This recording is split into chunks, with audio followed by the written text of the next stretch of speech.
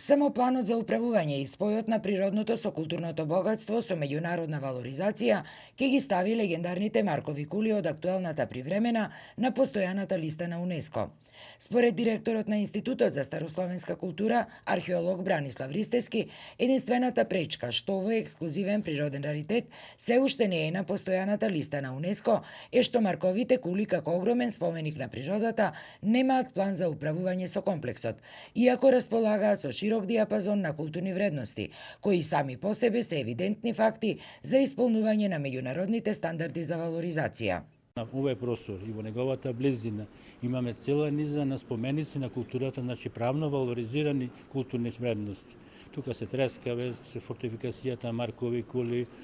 комплексот Варош, црквите Свети Никола, Свети Димитрија, Свети Архангел Михаел, Свети Петар и Павле, да не ги набројувам, па заклучно со влезната, разбарената порта на Трескавец како споменик на културата. Освен ова, неопходна е и инвентаризација на целото наследство со примена на современа компјутерска технологија, односно тридимензионално снимање на просторот на што веќе се работи. Очекуваме дека ќе биде првото подрачје во Македонија кое што врз база на типично природни карактеристики во комбинации со одредени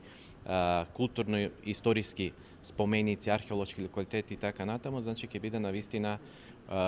заштитено во светски рамки. Според научната јавност која веќе работи на проектот, неопходна ќе биде и поголема кампања за да се укаже на геоморфолошката важност на локалитетот, но и спроведување на заштитни мерки, проектирање на патеки, како и мониторинг за тоа колку се еродира или деградира подрачјето или некои делови од него.